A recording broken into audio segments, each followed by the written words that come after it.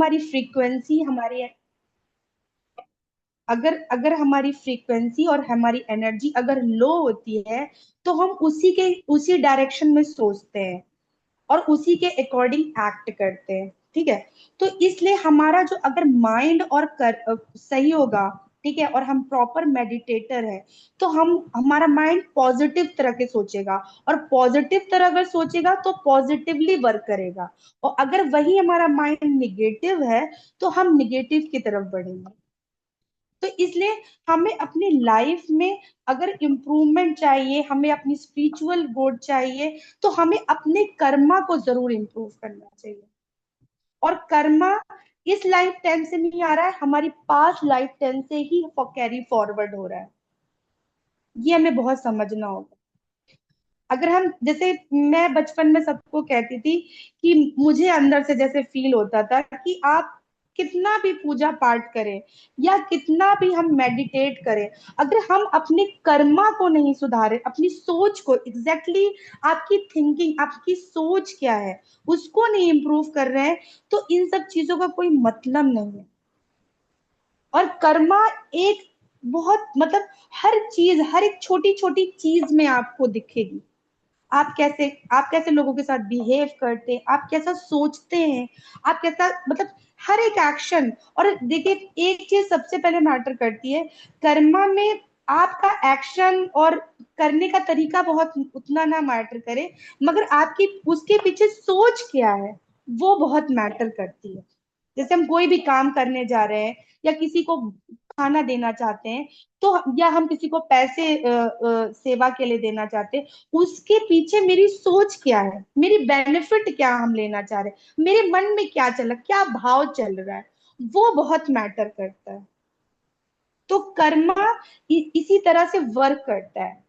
अगर आप किसी चीज को मतलब फ्री हैंड से, दिल से काम करते हैं, तो वो चीजें उसी तरह ग्रो करती हैं, आगे बढ़ती हैं।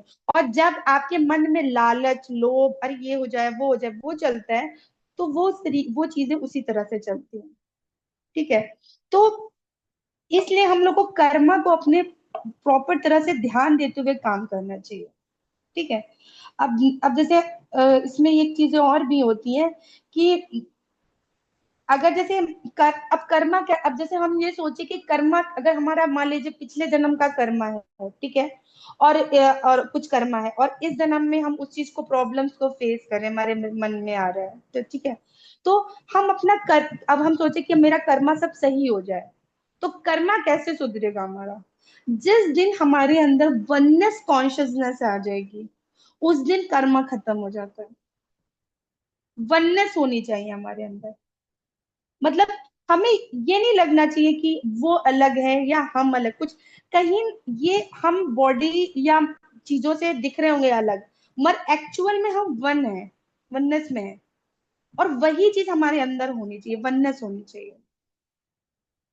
आप लोग मुझसे कोई प्लीज कैमरा थोड़ा सा ऑन कर लो, मुझे थोड़ा सा अकेले बोलने में अजीब लग रहा है। अगर आप लोग कैसे कोई भी अपना कैमरा खोल सके थोड़ी देर के लिए।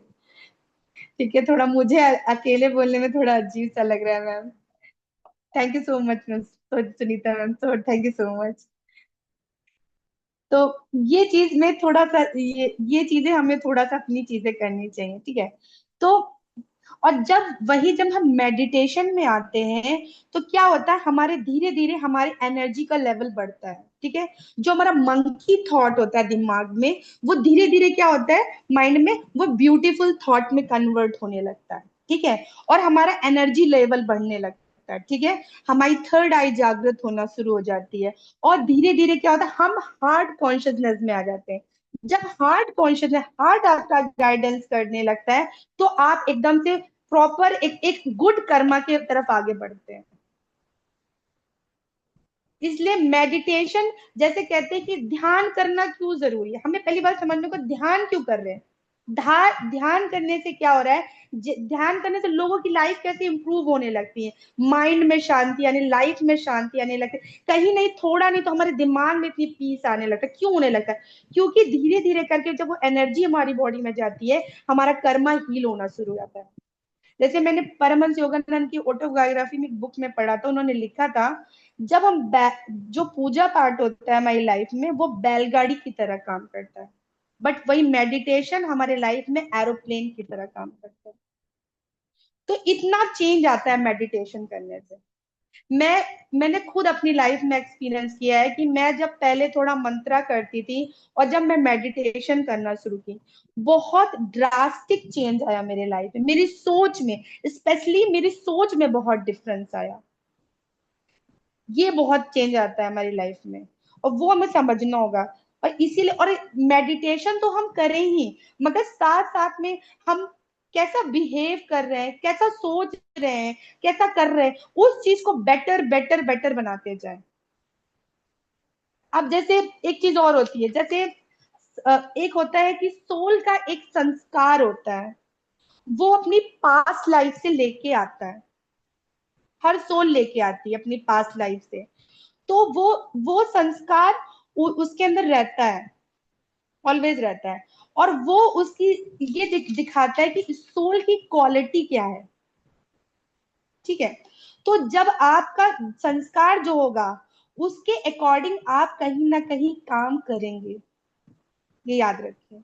मगर वही जब आप मेडिटेटर हो जाते हैं, आपका जैसे जैसे फॉर एग्जांपल बताती हूँ, जैसे एक एक इंसान था, उसका पिछले जन्म वो थीफ था, चोर था, ठीक है।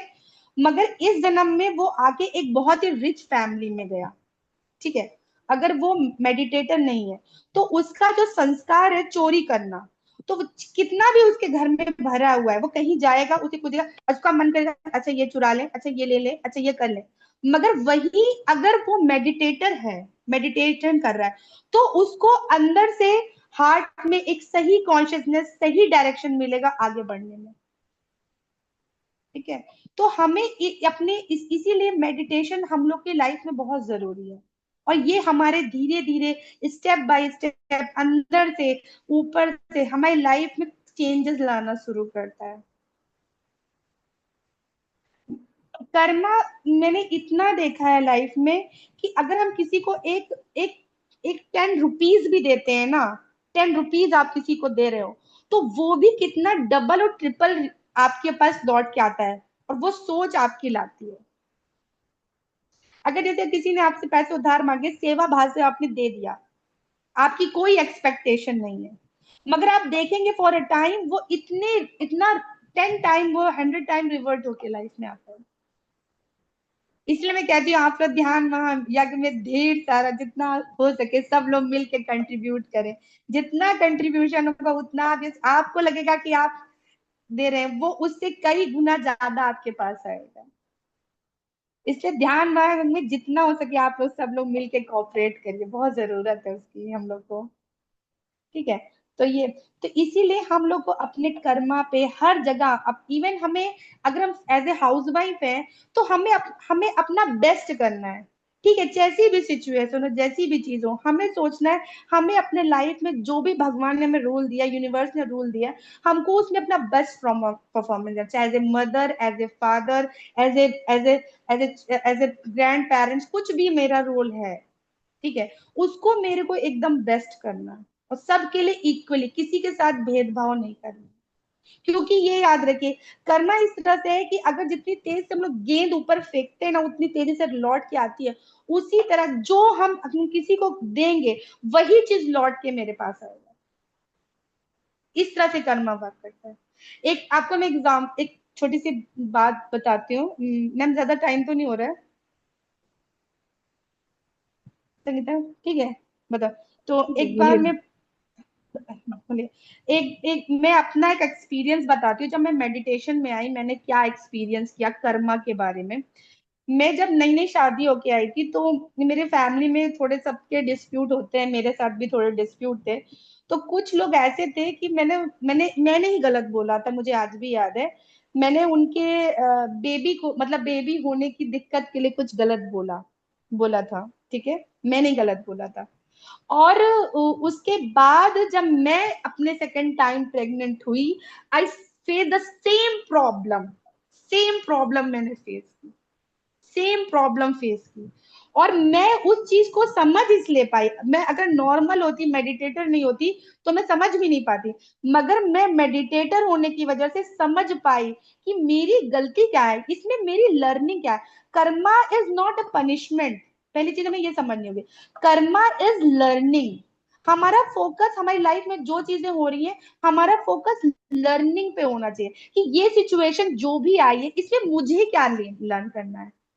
लोग कहते हैं अरे कर्मा है, punishment. No, karma is not a punishment. Karma हमारी लर्निंग है। हमको कोई भी डिफिकल्ट सिचुएशन आए, हमको उसमें ये देखना हमें इसमें क्या सीखना है। अगर हम उसमें ये लर्न